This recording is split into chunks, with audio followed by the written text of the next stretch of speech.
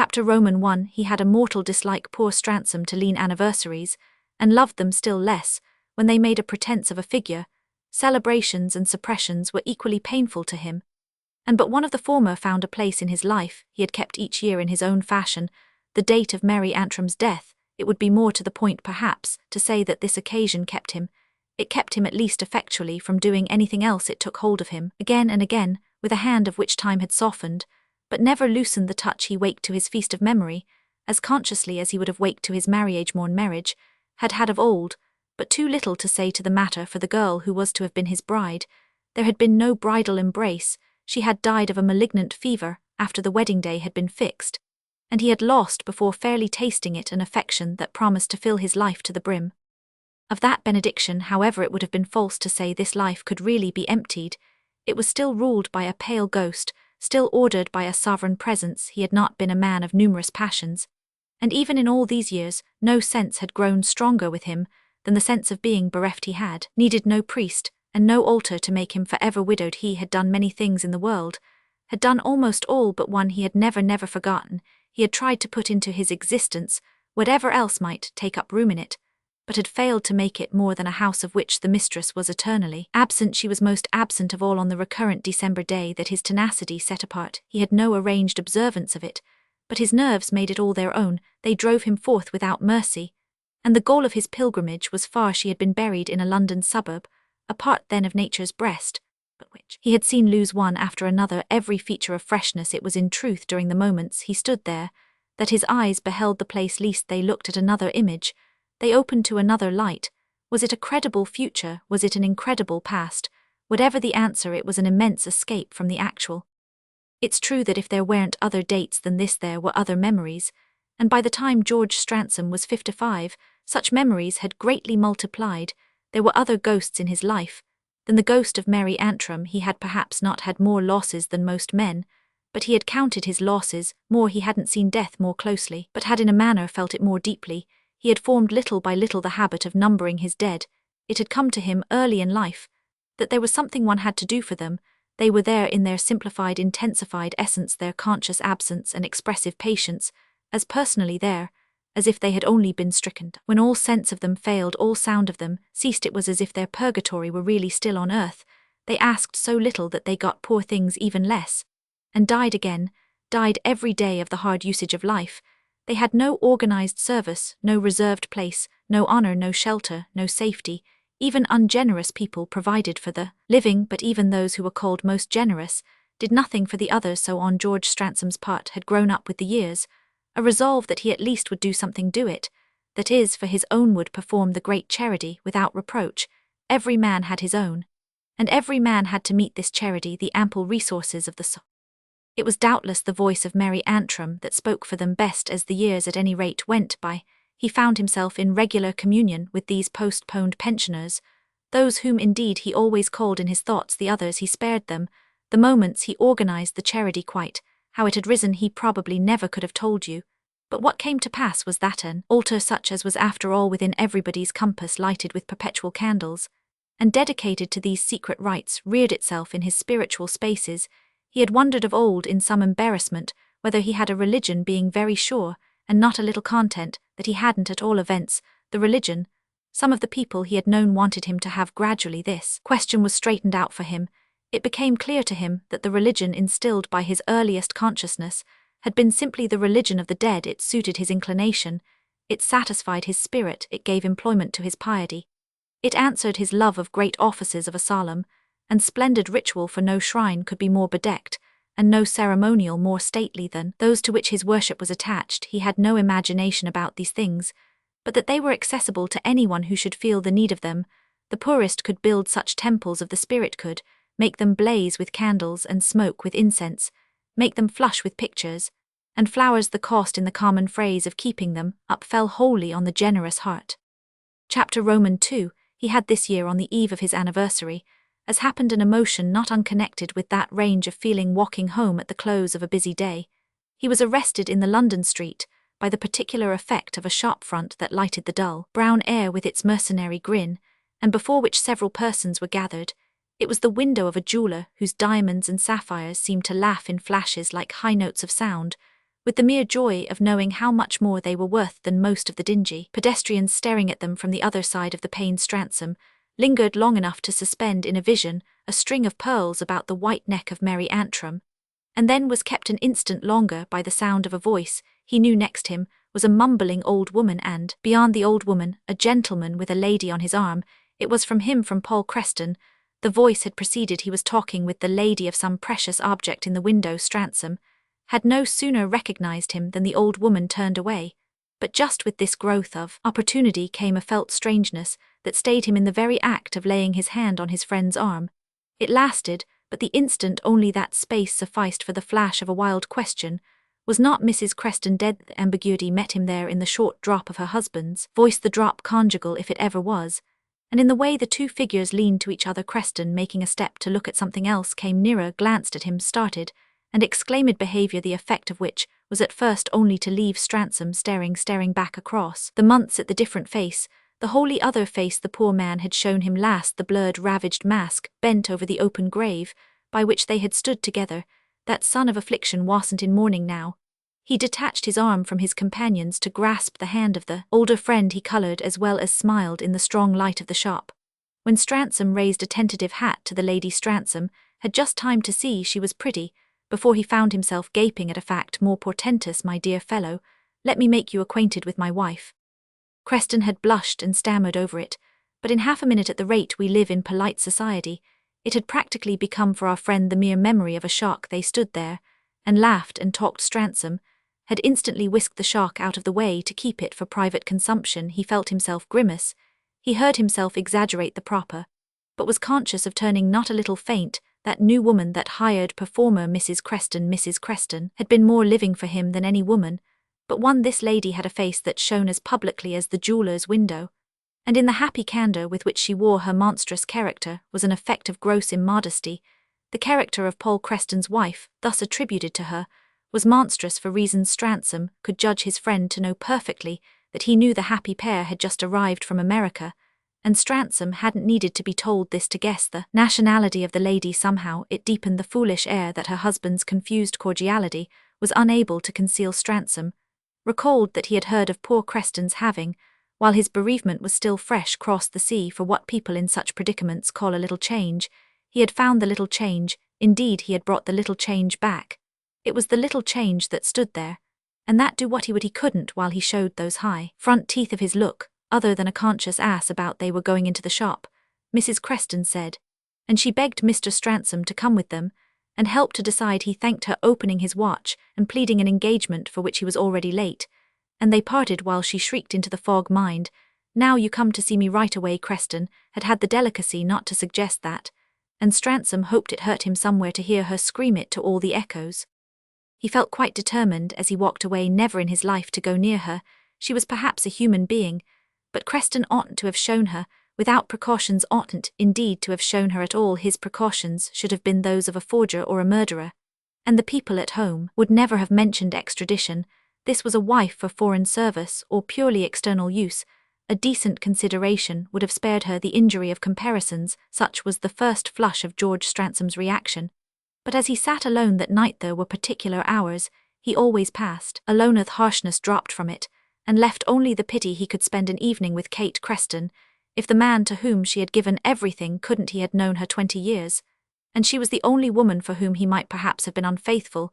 She was all cleverness and sympathy and charm. Her house had been the very easiest in all the world, and her friendship the very firmest. Without accidents he had loved her, without accidents everyone had loved her. She had made the passions about her as regular as the moon makes the tides. She had been also, of course, far too good for her husband, but he never suspected it, and in nothing had she been more admirable than in the exquisite art with which she tried to keep everyone else keeping. Creston was no trouble from finding it out. Here was a man to whom she had devoted her life, and for whom she had given it up, dying to bring into the world a child of his bed, and she had had only to submit to her fate to have ere the grass was green on her grave. No more existence for him than a domestic servant.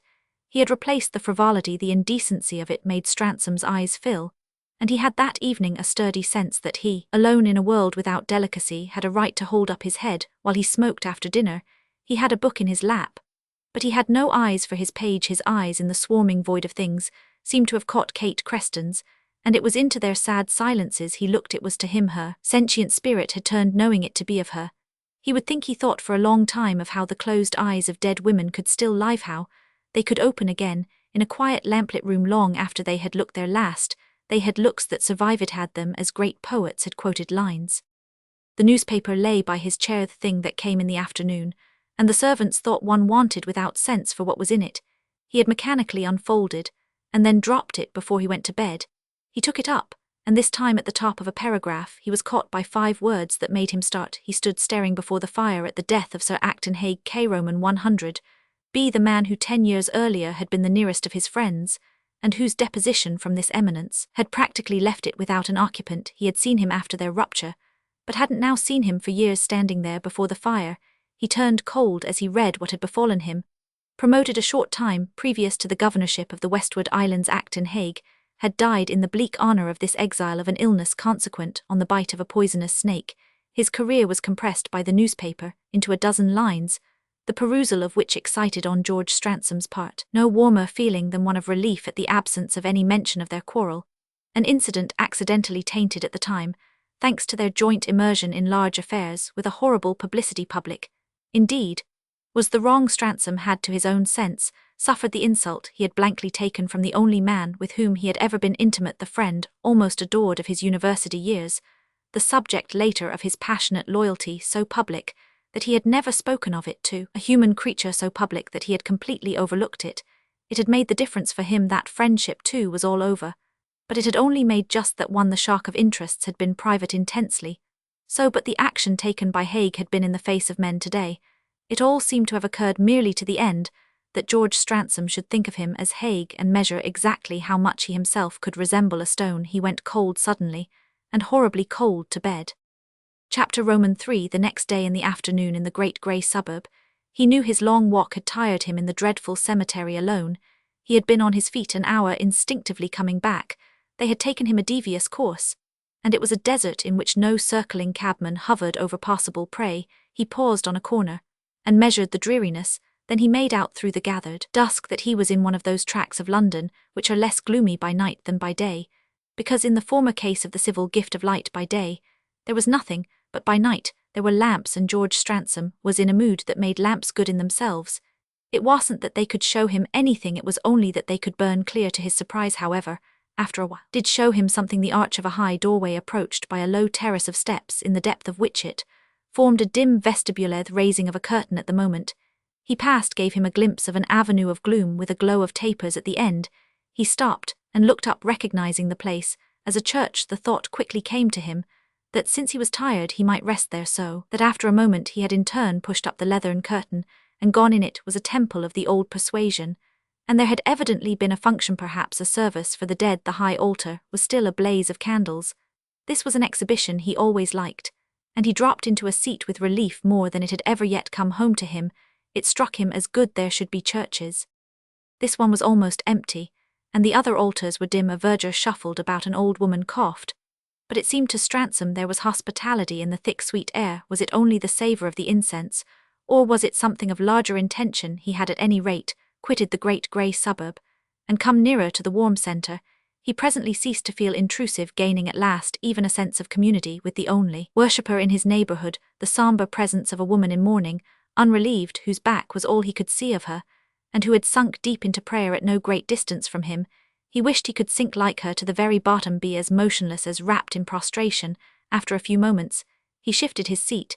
It was almost indelicate to be so aware of her, but Stransom subsequently quite lost himself, floating away on the sea of light. If occasions like this had been more frequent in his life, he would have had more present the great original type, set up in a myriad temples of the unapproachable shrine. He had erected in his mind that shrine had begun in vague likeness to church pomps, but the echo had ended by growing more distinct than the sound. The sound now rang out, the type blazed at him with all its fires, and with a mystery of radiance in which endless meanings could glow. The thing became, as he sat there, his appropriate altar, and each starry candle an appropriate vow. He numbered them, named them, grouped. Theme it was the silent roll call of his dead. They made together a brightness vast and intense, a brightness in which the mere chapel of his thoughts grew so dim that as it faded away he asked himself if he shouldn't find his real comfort in some material act, some outward worship. This idea took possession of him, while at a distance the black-robed lady continued prostrate. He was quietly thrilled with his conception, which at last brought him to his feet. In the sudden excitement of a plan, he wandered softly through the aisles, pausing in the different chapels, all save one applied to a special devotion. It was in this clear recess, lampless and unapplied, that he stood longest the length of time. It took him fully to grasp the conception of gilding it with his bounty. He should snatch it from no other rites, and associate it with nothing profane. He would simply take it as it should be given up to him, and make it a masterpiece of splendor, and a mountain of fire, tended sacredly all the year. With the sanctifying church round it, it would always be ready for his offices. There would be difficulties, but from the first they presented themselves only as difficulties surmounted even for a person so little affiliated. The thing would be a matter of arrangement. He saw it all in advance, and how bright in especial the place would become to him in the intermissions of toil and the dusk of afternoons, how rich in assurance at all times, but especially in the indifferent world before withdrawing. He drew nearer again to the spot where he had first sat down, and in the movement he met the lady whom he had seen praying, and who was now on her way to the door.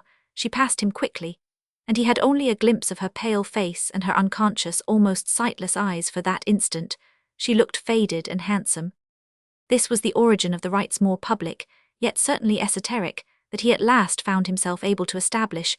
It took a long time, it took a year, and both the process and the result would have been for any who knew a vivid picture of his good faith. No one did know, in fact no one, but the bland ecclesiastics whose acquaintance he had promptly sought, whose objections he had softly overridden, whose curiosity and sympathy he had artfully charmed, whose assent to his eccentric munificence he had eventually won, and who had asked for concessions in exchange for indulgences. Stransom had, of course, at an early stage of his enquiry, been referred to the bishop, and the bishop had been delightfully human. The bishop had been almost amused. Success was within sight at any rate from the moment the attitude of those whom it concerned became liberal in response to liberality. The altar and the sacred shell that half encircled it, consecrated to an ostensible and customary worship, were to be splendidly maintained. All that Stransom reserved to himself was the number of his lights, and the free enjoyment of his intention. When the intention had taken complete effect, the enjoyment became even greater than he had ventured to hope. He liked to think of this effect, when far from it liked to convince himself of it yet again. When near, he was not often indeed so near as that a visit to it hadn't perforce something of the patience of a pilgrimage. But the time he gave to his devotion came to seem to him more a contribution to his other interests than a betrayal of them. Even a loaded life might be easier when one had added a new necessity to it. How much easier was probably never guessed by those who simply knew there were hours when he disappeared, and for many of whom there was a vulgar reading of what they used to call his plunges. These plunges were into depths quieter than the deep sea caves, and the habit had at the end of a year or two become the one it would have cost him most to relinquish. Now they had really his dead, something that was indefensibly theirs, and he liked to think that they might in cases be the dead of others, as well as that the dead of others might be invoked there under the protection of what he had done. Whoever bent a knee on the carpet he had laid down appeared to him to act in the spirit of his intention. Each of his lights had a name for him, and from time to time a new light was kindled. This was what he had fundamentally agreed for, that there should always be room for them. All what those who passed or lingered saw was simply the most resplendent of the altars called suddenly into vivid usefulness, with a quiet elderly man for whom it evidently had a fascination, often seated there in a maze or a doze. But half the satisfaction of the spot for this mysterious and fitful worshipper was that he found the years of his life there, and the ties, the affections, the struggles, the submissions, the conquests, if there had been such a record of that adventurous journey, in which the beginnings and the endings of human relations are the lettered milestones. He had in general little taste for the past as a part of his own history at other times, and in other places it mostly seemed to him pitiful to consider and impossible to repair. But on these occasions he accepted it with something of that positive gladness with which one adjusts oneself to an ache that begins to succumb to the treatment of time. The malady of life begins at a given moment to succumb, and these were doubtless the hours at which that truth most came home to him. The day was written for him there, on which he had first become acquainted with death, and the successive phases of the acquaintance were marked each with a flame. The flames were gathering thick at present, for Stransom had entered that dark defile of our earthly descent in which some one dies every day. It was only yesterday that Kate Creston had flashed out her white fire, yet already there were younger stars ablaze on the tips of the tapers. Various persons in whom his interest had not been intense drew closer to him, By entering this company, he went over it head by head, till he felt like the shepherd of a huddled flock with all a shepherd's vision of differences imperceptible. He knew his candles apart up to the colour of the flame, and would still have known them, had their positions all been changed to other imaginations. They might stand for other things, that they should stand for something to be hushed before, was all he desired, but he was intensely conscious of the personal note of each, and of the distinguishable way it contributed to the concert. There were hours at which he almost caught himself wishing that certain of his friends would now die, that he might establish with them in this manner a connection more charming than as it happened it was possible to enjoy with them in life, in regard to those from whom one was separated by the long curves of the globe. Such a connection could only be an improvement, it brought them instantly within reach. Of course, there were gaps in the constellation, for Stransom knew he could only pretend to act for his own, and it wasn't every figure passing before his eyes into the great obscure that was entitled to a memorial. There was a strange sanctification in death, but some characters were more sanctified by being forgotten than by being remembered. The greatest blank in the shining page was the memory of Acton Hague, of which he inveterately tried to rid himself. For Acton Hague, no flame could ever rise on any altar of his. Chapter Roman 4. Every year, the day he walked back from the great graveyard, he went to church as he had done the day his idea was born. It was on this occasion, as it happened, after a year had passed, that he began to observe his altar to be haunted by a worshipper, at least as frequent as himself. Others of the faithful and in the rest of the church came and went, appealing sometimes when they disappeared to a vague or to a particular recognition. But this unfailing presence was always to be observed when he arrived, and still in possession when he departed. He was surprised the first time at the promptitude with which it assumed an identity for him, the identity of the lady whom 2 years before, on his anniversary, he had seen so intensely bowed, and of whose tragic face he had had so flitting a vision. Given the time that had passed, his recollection of her was fresh enough to make him wonder of himself. She had of course no impression, or rather had had none at first. The time came when her manner of transacting her business suggested her having gradually guessed his call to be of the same order.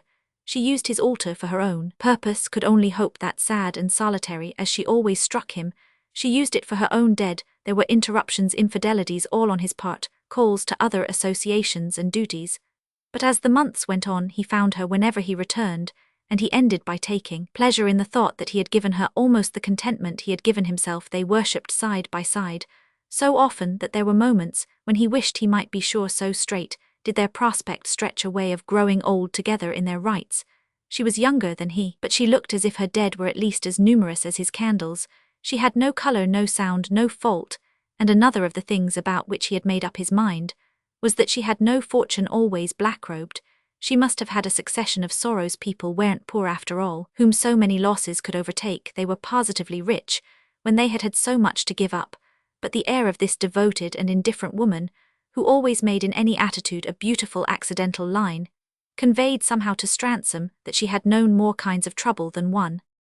He had a great love of music, and little time for the joy of it, but occasionally, when workaday noises were muffled by Saturday afternoons, it used to come back to him that there were glories, there were moreover friends who reminded him of this, and side by side with whom he found himself sitting out concerts on one of these winter afternoons in St. James's Hall. He became aware, after he had seated himself, that the lady he had so often seen at church was in the place next him, and was evidently alone, as he also this time happened to be.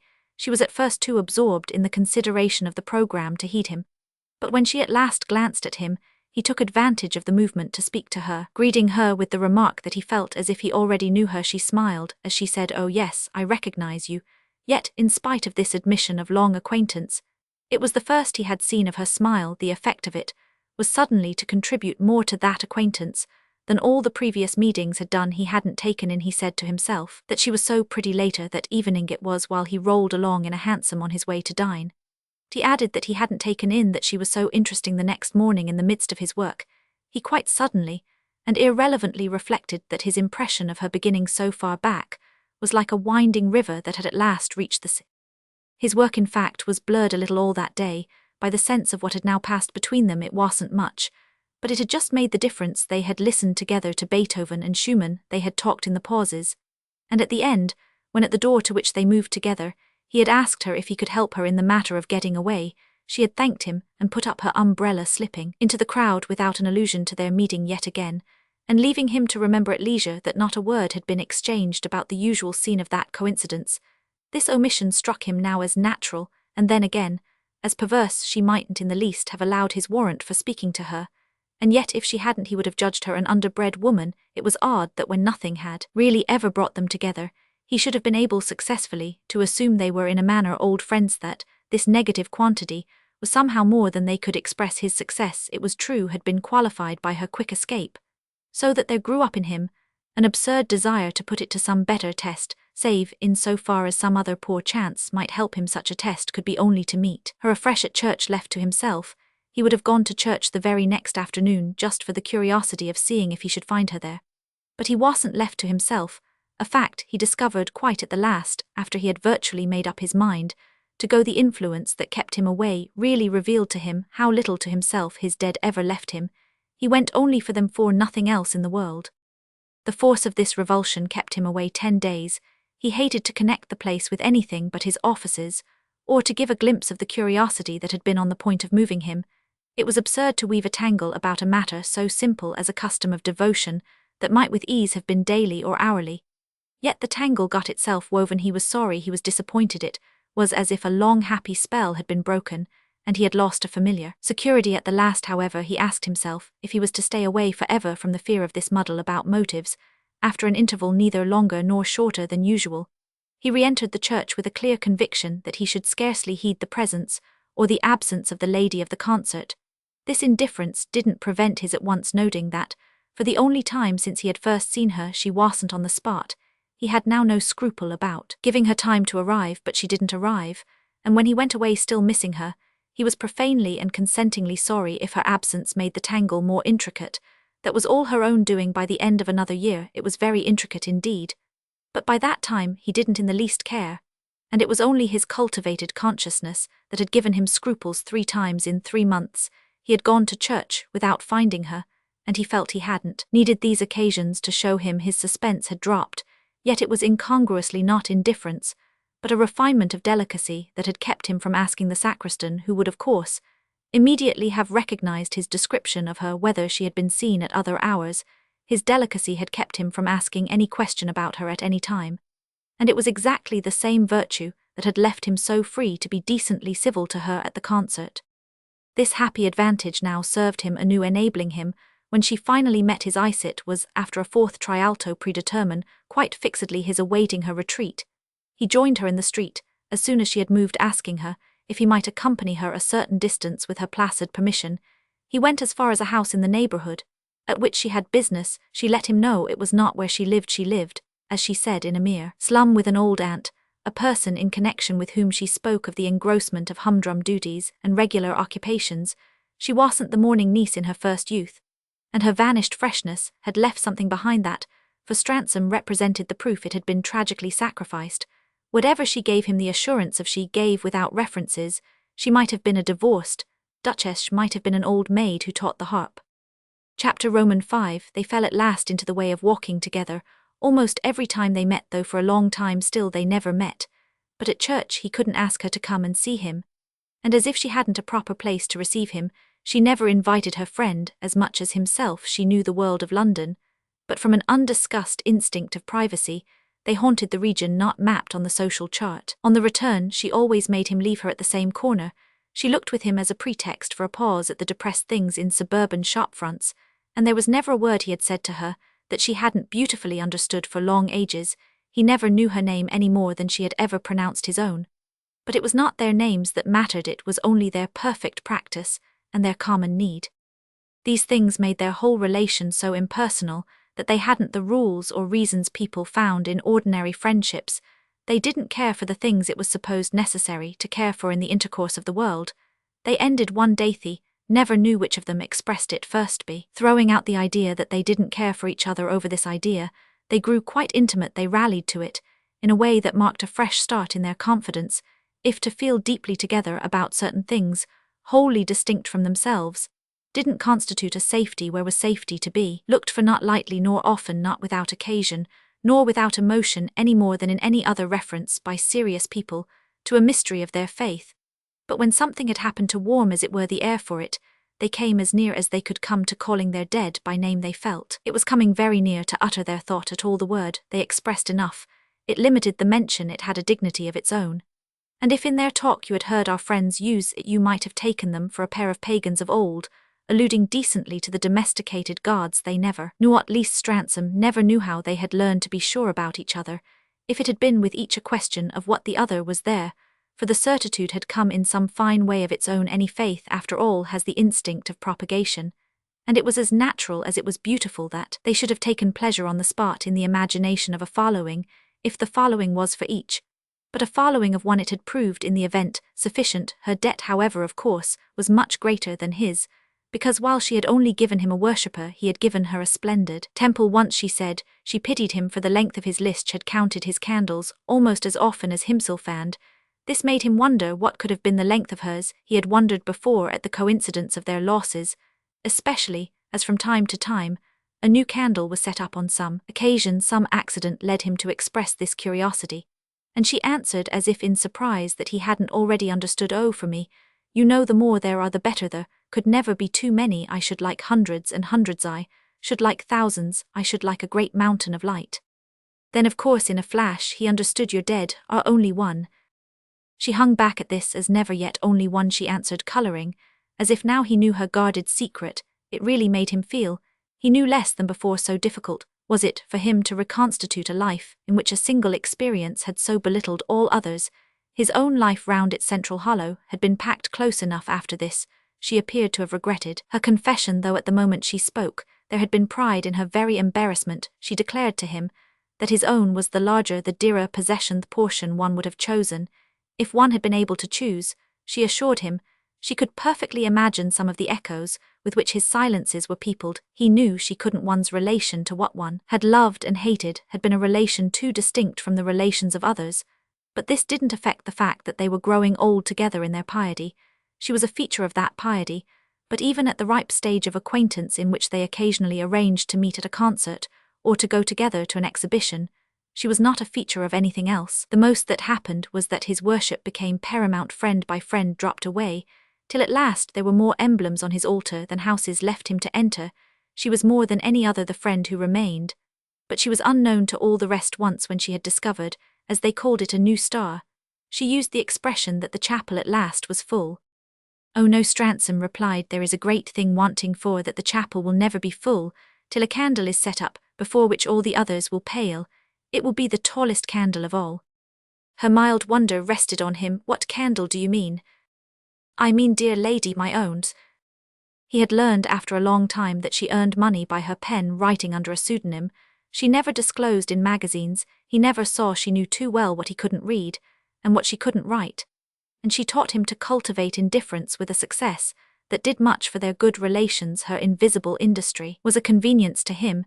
It helped his contented thought of her, the thought that rested in the dignity of her proud, obscure life, her little remunerated art, and her little impenetrable home, lost with her decayed relative in her dim suburban world.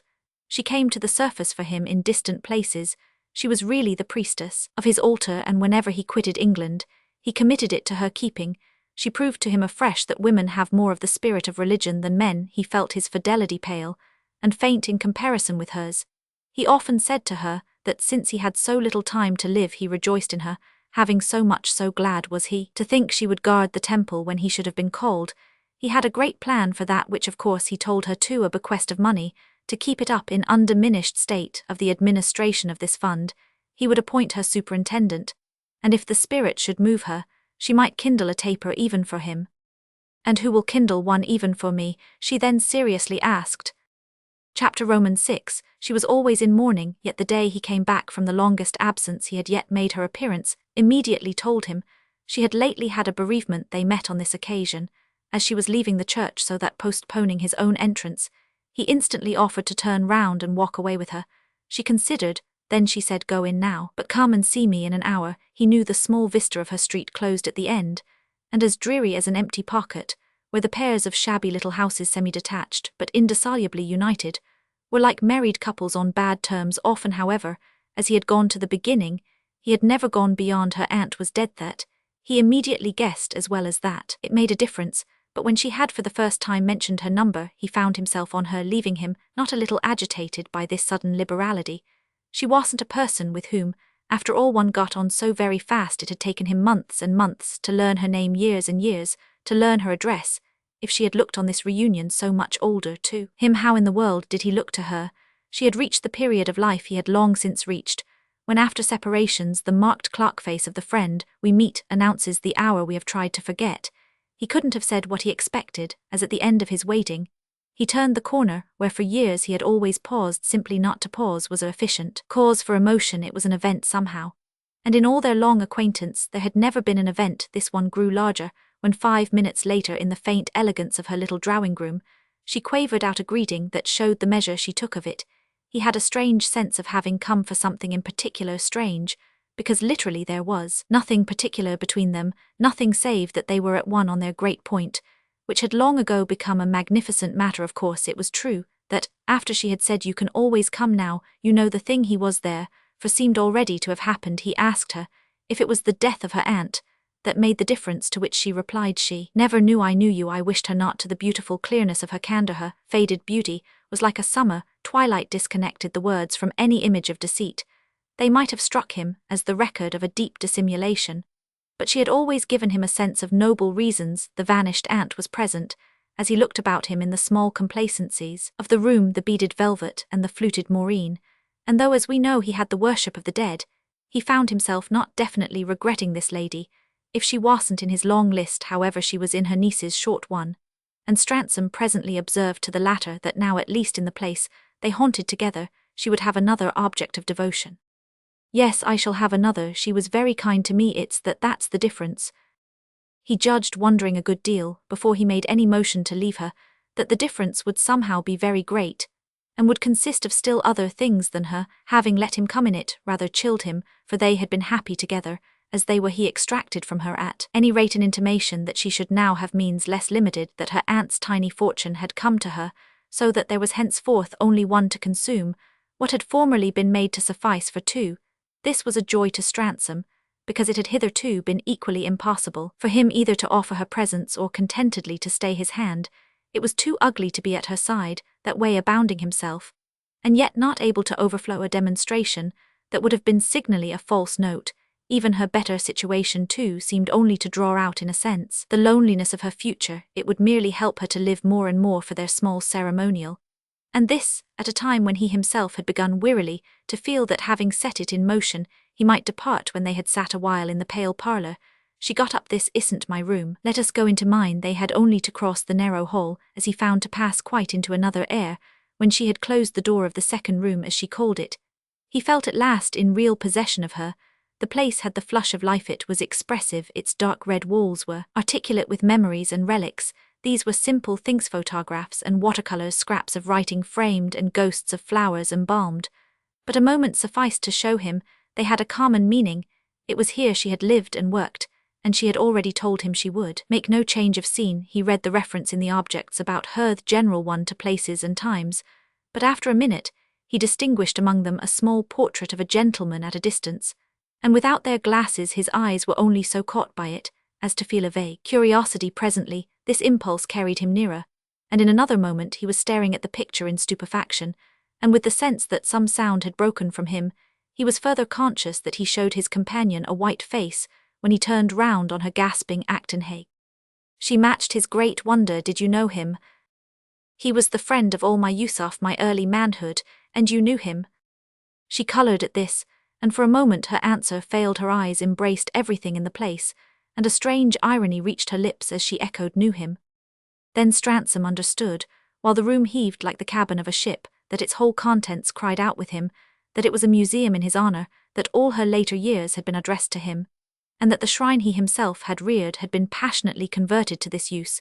It was all for Acton Hague that she had kneeled every day at his altar. What need had there been for a consecrated candle when he was present in the hall? Array, the revelation so smote our friend in the face that he dropped into a seat and sat silent. He had quickly felt her shaken by the force of his shock, but as she sank on the sofa beside him and laid her hand on his arm, he knew almost as soon that she mightn't resent it as much as she'd have liked. Chapter Romans 7. He learned in that instant two things, one being that even in so long a time she had gathered no knowledge of his great intimacy, and his great quarrel the other, that in spite of this ignorance, strangely enough, she supplied on the spot a reason for his stupor. How extraordinary, he presently exclaimed, that we should never have known. She gave a wan smile, which seemed to Stransom stranger even than the fact itself. I never spoke of him. He looked again about the room. Why then, if your life had been so full of him? Mayn't I put you that question as well? Hadn't your life also been full of him? Everyone's life, who had the wonderful experience of knowing him. I never spoke of him, Stransom added in a moment, because he did Mayer's ague an unforgettable wrong. She was silent, and with the full effect of his presence all about them, it almost startled her guest to hear no protest escape her. She accepted his words. He turned his eyes to her again to see in what manner she accepted them. It was with rising tears, and a rare sweetness in the movement of putting out her hand to take his own. Nothing more wonderful had ever appeared to him than in that little chamber of remembrance and homage to see her convey with such exquisite mildness that as from Acton Hague any injury was credible. The clock ticked in the stillness. Hague had probably given it to Herand, while he let her hold his hand with a tenderness that was almost an assumption of responsibility for his old pain, as well as his new. Stransom, after a minute, broke out, "Good God, how he must have used you." She dropped his hand at this, got up, and moving across the room made straight a small picture to which on examining it he had given a slight push. Then turning round on him with her pale gaiety recovered, "I've forgiven him," she declared. "I know what you've done," said Stransom. "I know what you've done for years." For a moment they looked at each other through it all with their long community of service in their eyes. This short passage made to his sense for the woman before him an immense and absolutely naked confession, which was presently suddenly blushing red, and changing her place again. What she appeared to learn he perceived in it. He got up. "And how you must have loved him," he cried. "Women aren't like men, they can love even where they've suffered." "Women are wonderful," said Stransom, "but I assure you I've forgiven him too. If I had known of anything so strange, I wouldn't have brought you here. So that we might have gone on in our ignorance to the last." "What do you call the last?" she asked, smiling still. At this he could smile back at her. "You'll see when it comes." She thought of that. "This is better perhaps, but as we were it was good." He put her the question, "Did it never happen that he spoke of me?" Considering more intently, she made no answer, and he then knew he should have been adequately answered by her asking how often he himself had spoken of their terrible friend. Suddenly, a brighter light broke in her face, and an excited idea sprang to her lips in the appeal. "You have forgiven him? How, if I hadn't, could I linger here?" She visibly winced at the deep but unintended irony of this, but even while she did so, she panted quickly, "Then in the lights on your altar." "There's never a light for Acton Hague." She stared with a dreadful fall. "But if he's one of your dead?" "He's one of the world's, if you like's one of yours, but he's not one of mine. Mine are only the dead who died possessed of me. They're mine in death, because they were mine in life. He was yours in life, then even if for a while he ceased to be, if you forgave him, you went back to him. Those whom we've once loved are those who can hurt us most." Stransom broke in. It's not true you've not forgiven him," she wailed with a passion that startled him. He looked at her as never yet. "What was it he did to you?" "Everything." Then abruptly, she put out her hand in farewell goodbye. He turned as cold as he had turned that night. "He read the man's death. You mean that we meet no more?" "Not as we've met, not there." He stood aghast at this snap of their great bond, at the renouncement that rang out in the word she so expressively sounded. "But what's changed for you?" She waited in all the sharpness of a trouble that for the first time since he had known her made her splendidly stern. "How can you understand now, when you didn't understand before?" "I didn't understand before only because I didn't know. Now that I know, I see what I've been living with for years," Stransom went on very gently. She looked at him with a larger allowance, doing this gentleness justice. "How can I then, on this new knowledge of my own, ask you to continue to live with it?" "I set up my altar with its multiplied meanings," Stransom began, but she quietly interrupted him. "You set up your altar, and when I wanted one most, I found it magnificently ready. I used it with the gratitude I've always shown you, for I knew it from of old. To be dedicated to death. I told you long ago that my dead weren't many, yours were. But all you had done for them was none too much for my worship. You had placed a great light for each eye, gathered them together for one. We had simply different intentions," he returned, "that, as you say, I perfectly knew, and I don't see why your intention shouldn't still sustain you. That's because you're a generous, you can imagine and think, but the spell is broken. It seemed to poor Stransom, in spite of his resistance, that it really was, and the prospect stretched grey and void before him. All he could say, however, was, I hope you'll try before you give up. If I had known you had ever known him, I should have taken for granted he had his candle. She presently answered, what's changed, as you say, is that, on making the discovery, I find he never has had it. That makes my attitude. Paused, as thinking how to express it, then said simply, all wrong. Come once again, he pleaded. Will you give him his candle, she asked. He waited, but only because it would sound ungracious, not because of a doubt of his feeling. I can't do that, he declared at last. Then goodbye, and she gave him her hand again. He had got his dismissal besides, which in the agitation of everything that had opened out to him, he felt the need to recover himself, as he could only do in solitude, yet he lingered to see if she had no compromise to express, no attenuation to propose. But he only met her great lamenting eyes, in which indeed he read that she was as sorry for him as for anyone else. This made him say, at least in any case I may see you here. Oh yes, come if you like, but I don't think it will do. He looked round the room once more, knowing how little he was sure it would do. He felt also stricken, and more cold, and his chill was like an ague in which he had to make an effort not to shake. Then he made doleful reply, I must try on my side if you can't try on yours. She came out with him to the hall, and into the doorway, and here he put her the question he held he could least answer from his own wit. Why have you never let me come before? Because my aunt would have seen you, and I should have had to tell her how I came to know you. And what would have been the objection to that? It would have entailed other explanations. There would at any rate have been that danger.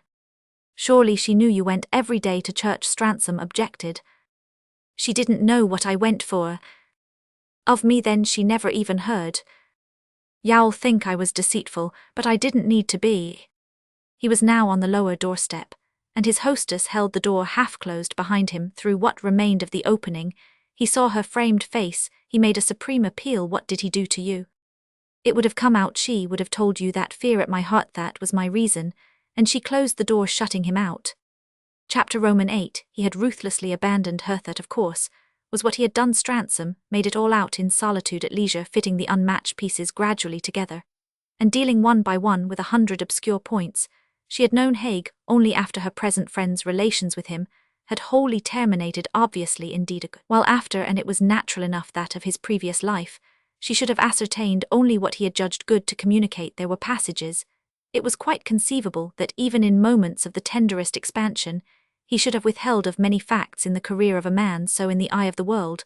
There was of course a common knowledge, but this lady lived apart from public affairs, and the only time perfectly clear to her would have been the time following the dawn of her own drama. A man in her place would have looked up the past, would even have consulted old newspapers.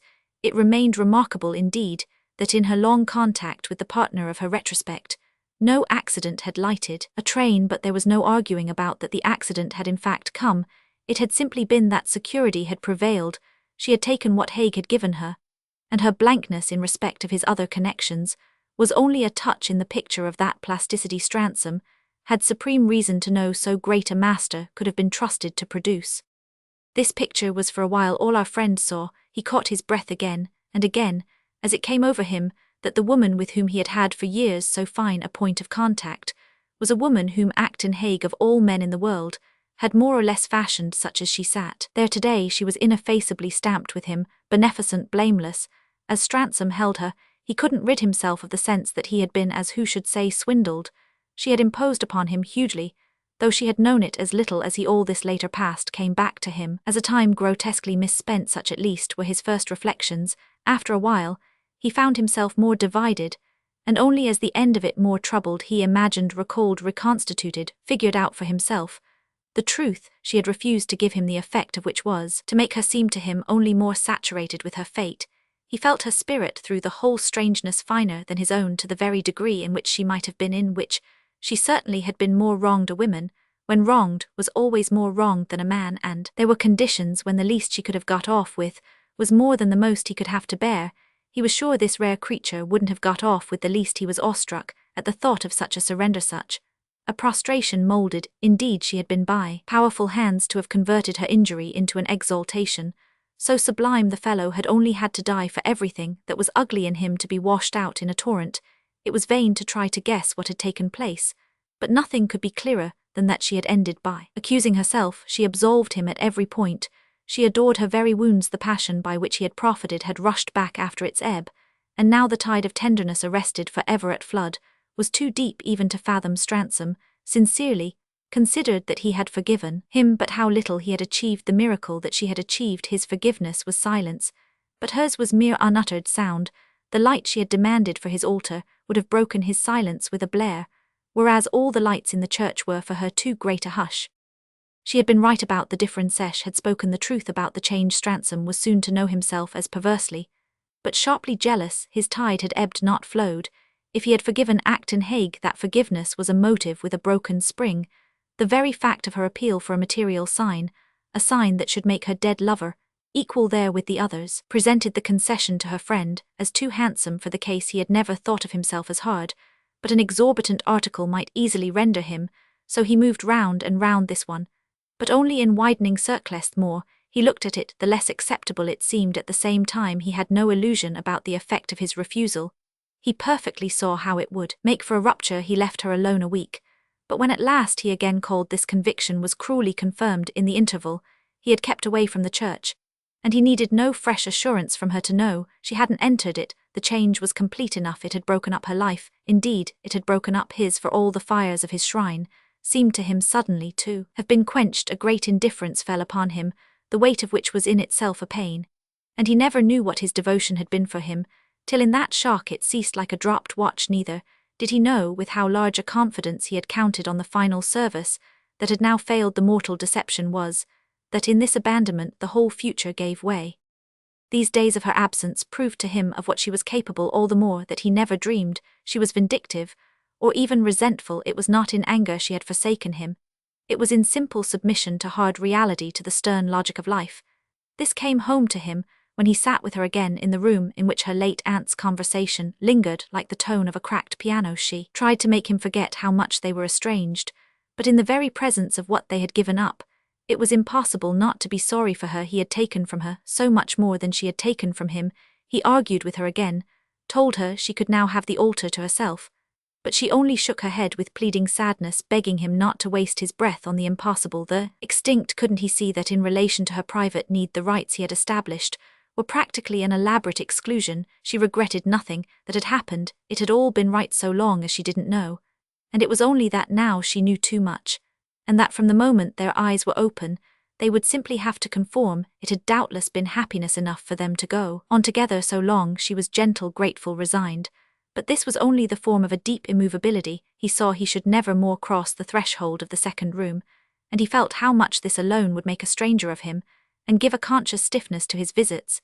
He would have hated to plunge again into that well of reminders, but he enjoyed quite as little the vacant alternative. After he had been with her 3 or 4 times, it struck him that to have come at last into her house had had the horrid effect of diminishing their intimacy. He had known her better, had liked her in greater freedom, when they merely walked together or kneeled together. Now they only pretended. Before they had been nobly sincere. They began to try their walks again, but it proved a lame imitation, for these things from the first, beginning or ending, had been connected with their visits to the church. They had either strolled away as they came out or gone in to rest on the return. Stransom, besides, now faltered.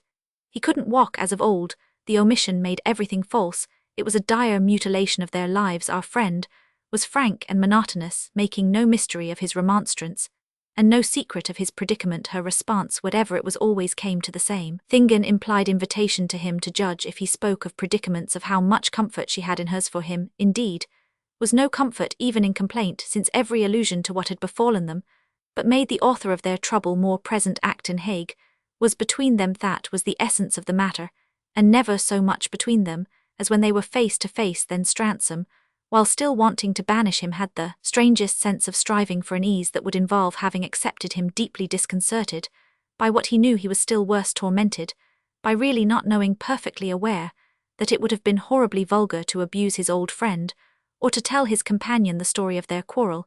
It yet vexed him that her depth of reserve should give him no opening, and should have the effect of a magnanimity greater even than his own. He challenged himself, denounced himself, asked himself, if he were in love with her, that he should care so much what adventures she had had he had never for a moment allowed. He was in love with her, therefore nothing could have surprised him more than to discover he was jealous. What but jealousy could give a man that sore contentious wish for the detail of what would make him suffer well enough? He knew indeed that he should never have it from the only person who today could give it to him. She let him press her with his sombre eyes, only smiling at him with an exquisite mercy, and breathing equally little the word that would expose her secret, and the word that would appear to deny his literal right to bitterness.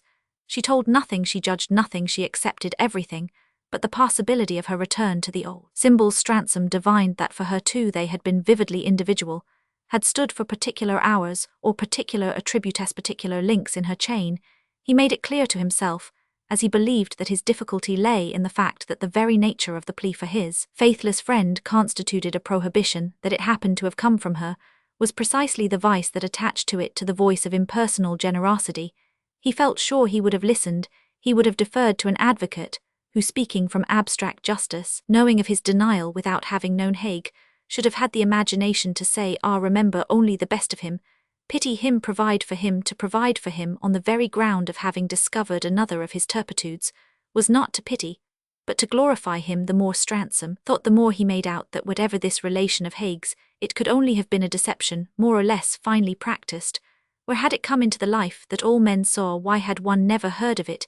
If it had had the frankness of honourable things, Stransom knew enough of his other ties, of his obligations and appearances, not to say enough of his general character, to be sure there had been some infamy in one way or another. This creature had been coldly sacrificed.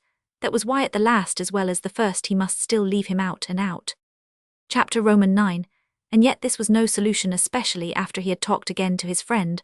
Of all it had been his plan she should finally do for him, he had talked in the other days, and she had responded with a frankness qualified only by a courteous reluctance, a reluctance that touched him to linger on the question of his death. She had then practically accepted the charge, suffered him to feel he could depend upon her to be the eventual guardian of his shrine, and it was in the name of what had so passed between them that he appealed to her not to forsake him in his age. She listened at present with shining coldness, and all her habitual forbearance to insist on her terms. Her deprecation was even still tenderer, for it expressed the compassion of her own sense. That he was abandoned, her terms however remained the same, and scarcely the less audible for not being uttered, though he was sure that secretly even more than he she felt bereft of the satisfaction his solemn trust was to have provided her. They both missed the rich future, but she missed it most because after all it was to have been entirely hers, and it was her acceptance of the loss that gave him the full measure of her preference for the thought of Acton Hague over any other thought. Whatever, he had humour enough to laugh rather grimly when he said to himself, why the deuce does she like him so much more than she likes Meth, reasons being really so conceivable? But even his faculty of analysis left the irritation standing, and this irritation proved perhaps the greatest misfortune that had ever overtaken him. There had been nothing yet that made him so much want to give up. He had of course by this time well reached the age of renouncement, but it had not hitherto been vivid to him that it was time to give up everything. Practically at the end of 6 months, he had renounced the friendship once so charming and comforting. His privation had two faces, and the face it had turned to him on the occasion of his last attempt to cultivate that friendship was the one he could look at least. This was the privation he inflicted, the other was the privation he bore. The conditions she never phrased, he used to murmur to himself in solitude. One more only, just one certainly. He was going down. He often felt it when he caught himself over his work staring at vacancy, and giving voice to that inanity. There was proof enough besides in his being so weak, and so Roman 99.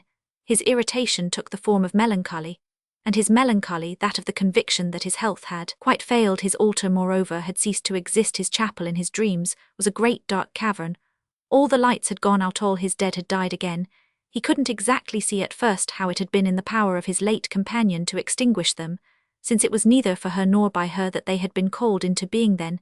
He understood that it was, essentially in his own soul, the revival had taken place, and that in the air of this soul they were now unable to breathe. The candles might mechanically burn, but each of them had lost its lustre. The church had become a void. It was his presence, her presence, their common presence, that had made the indispensable medium. If anything was wrong, everything, washer, silence, spoiled the tune.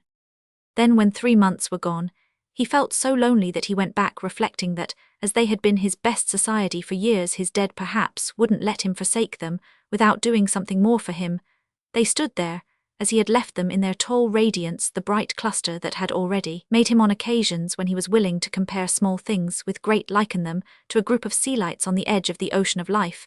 It was a relief to him after a while, as he sat there, to feel they had still a virtue. He was more and more easily tired, and he always drove now. The action of his heart was weak, and gave him none of the reassurance conferred by the action of his fancy. None the less he returned, yet again, returned several times, and finally during 6 months, haunted the place with a renewal of frequency, and a strain of impatience. In winter, the church was unwarmed and exposure to cold forbidden him, but the glow of his shrine was an influence in which he could almost bask. He sat, and wondered to what he had reduced his absent associate, and what she now did with the hours of her absence. There were other churches, there were other altars, there were other candles. In one way or another her piety would still operate. He couldn't absolutely have deprived her of her rights, so he argued, but without contentment, for he well enough knew there was no other such rare semblance of the mountain of light she had once mentioned to him as the satisfaction of her need. As this semblance again gradually grew great to him, and his pious practice more regular, he found a sharper and sharper pang in the imagination of her darkness, for never so much as in these weeks had his rights been real, never had his gathered company seemed so to respond, and even to invite. He lost himself in the large lustre, which was more and more what he had from the first wished it to be, as dazzling as the vision of heaven in the mind of a child. He wandered in the fields of light. He passed among the tall tapers, from tear to tear, from fire to fire, from name to name, from the white intensity of one clear emblem of one saved soul to another. It was in the quiet sense of having saved his souls that his deep strange instinct rejoiced. This was no dim theological rescue, no boon of a contingent world. They were saved better than faith or works could save them, saved for the warm world they had shrunk from dying to, for actuality, for continuity, for the certainty of human remembrance. By this time, he had survived all his friends. The last straight flame was 3 years old. There was no one to add to the list. Over and over he called his roll, and it appeared to him compact and complete. Where should he put in another? Where, if there were no other objection, would it stand in its place in the rank? He reflected with a want of sincerity, of which he was quite conscious, that it would be difficult to determine that place more and more. Besides, face to face with his little legion, over endless histories, handling the empty shells, and playing with the silence more and more, he could see that he had never introduced an alien. He had had his great companions, his indulgences. There were cases in which they had been immense, but what had his devotion after all been, if it hadn't been at bottom a respect? He was, however, himself surprised at his stiffness. By the end of the winter, the responsibility of it was what was uppermost in his thoughts. Refrain had grown old to them, that plea for just one more. There came a day when, for simple exhaustion, if symmetry should demand just one, he was ready so far to meet symmetry. Symmetry was harmony, and the idea of harmony began to haunt him. He said to himself that harmony was of course everything he took in fancy, his composition to pieces, redistributing it into other lines, making other juxtapositions and contrasts. He shifted this and that candle, he made the spaces different, he effaced the disfigurement of a possible gap. There were subtle and complex relations, a scheme of cross-reference, and moments in which he seemed to catch a glimpse of the void so sensible to the woman who wandered in exile, or sat where he had seen her with the portrait of Acton Hague. Finally, in this way, he arrived at a conception of the total, the ideal, which left a clear opportunity for just another figure, just one more to round it off, just one more, just one. Continued to hum in his head. There was a strange confusion in the thought, for he felt the day to be near when he too should be one of the others. What in this event would the others matter to him, since they only mattered to the living? Even as one of the dead, what would his altar matter to him, since his particular dream of keeping it up had melted away? What had harmony to do with the case? If his lights were all to be quenched, what he had hoped for was an instituted thing. He might perpetuate it on some other pretext, but his special meaning would have dropped. This meaning was to have lasted with the life of the one other person who understood it. In March he had an illness during which he spent a fortnight in bed, and when he revived a little he was told of 2 things that had happened. One was that a lady whose name was not known to the servants she left none had been 3 times to ask about him. The other was that in his sleep, and on an occasion when his mind evidently wandered, he was heard to murmur again and again, just one more, just one, as soon as he found himself able to go out, and before the doctor in attendance had pronounced him. So he drove to see the lady who had come to ask about him. She was not at home, but this gave him the opportunity before his strength should fall again to take his way to the church. He entered it alone. He had declined in a happy manner. He possessed of being able to decline effectively the company of his servant, or of a nurse. He knew now perfectly what these good people thought. They had discovered his clandestine connection, the magnet that had drawn him for so many years, and doubtless attached a significance of their own to the odd words they had repeated to him. The nameless lady was the clandestine connection, a fact nothing could have made clearer than his indecent haste to rejoin her. He sank on his knees before his altar, while his head fell over on his hands. His weakness, his life's weariness overtook him. It seemed to him he had come for the great surrender at first. He asked himself how he should get away then with the failing belief in the power. The very desire to move gradually left him. He had come as he always came to lose himself. The fields of light were still there to stray in, only this time, in straying he would never come back. He had given himself to his dead. And it was good this time his dead would keep him. He couldn't rise from his knees. He believed he should never rise again. All he could do was to lift his face and fix his eyes on his lights. They looked unusually, strangely splendid, but the one that always drew him most had an unprecedented luster. It was the central voice of the choir, the glowing heart of the brightness. And on this occasion it seemed to expand, to spread great wings of flame, the whole altar flare-dazzling and blinding. But the source of the vast radiance burned clearer than the rest, gathering itself into form, and the form was human beauty, and human charity was the far-off face of Mary Antrim. She smiled at him from the glory of heaven, brought the glory down with her to take him. He bowed his head in submission. And at the same moment another wave rolled over him. Was it the quickening of joy to pain in the midst of his joy? At any rate, he felt his buried face grow hot, as with some communicated knowledge that had the force of a reproach. It suddenly made him contrast that very rapture with the bliss he had refused to another. This breath of the passion immortal was all that other had asked. The descent of Mary Antrim opened his spirit with a great compunctious throb. For the descent of Acton Hague, it was as if Stransom had read what her eyes said to him. After a moment, he looked round in a despair that made him feel as if the source of life were ebbing. The church had been empty, was alone. But he wanted to have something done to make a last appeal. This idea gave him strength. For an effort he rose to his feet. With a movement that made him turn, supporting himself by the back of a bench behind him, was a prostrate figure, a figure he had seen before, a woman in deep mourning, bowed in grief or in prayer. He had seen her in other days, the first time of his entrance there, and he now slightly wavered, looking at her again, till she seemed aware he had noticed her. She raised her head, and met his eyes. The partner of his long worship had come back. She looked across at him an instant with a face wondering and scared. He saw he had made her afraid. Then quickly rising, she came straight to him with both hands out. "Then you could come, God sent you," he murmured with a happy smile. "You're very ill, you shouldn't be here," she urged in anxious reply. "God sent me too. I think I was ill when I came, but the sight of you does wonders." He held her hands, which steadied and quickened him. "I've something to tell you." "Don't tell me," she tenderly pleaded. "Let me tell you this afternoon. By a miracle, the sweetest of miracles, the sense of our difference left me. I was near thinking, wandering alone, when on the spot, something changed in my heart. It's my confession there. It is to come back on the instant. The idea gave me wings. It was as if I suddenly saw something, as if it all became possible. I could come for what you yourself came for. That was enough. So here I am. It's not for my own, that's over. But I am here for them." And breathless, infinitely relieved by her low, precipitate explanation, she looked with eyes that reflected all its splendor at the magnificence of their altar. "They're here for you," Stransom said. "They're present tonight as they've never been. They speak for Yaudont. You see, in a passion of light, they sing out like a choir of angels. Don't you hear what they say? They offer the very thing you asked of me. Don't talk of it, don't think of it, forget it." She spoke in hushed supplication, and while the alarm deepened in her eyes, she disengaged one of her hands and passed an arm round him to support him better, to help him to sink into a seat. He let himself go, resting on her. He dropped upon the bench, and she fell on her knees beside him, his own arm round her shoulder. So he remained an instant staring up at his shrine. "They say there's a gap in the array. They say it's not full complete. Just one more," he went on softly. "Isn't that what you wanted?" "Yes, one more, one more." "Ah, no more, no more," she wailed, as with a quick new horror of it under her breath. "Yes, one more," he repeated simply, "just one." And with this his head dropped on her shoulder. She felt that in his weakness he had fainted, but alone with him in the dusky church, a great dread was on her of what might still happen, for his face had the whiteness of death.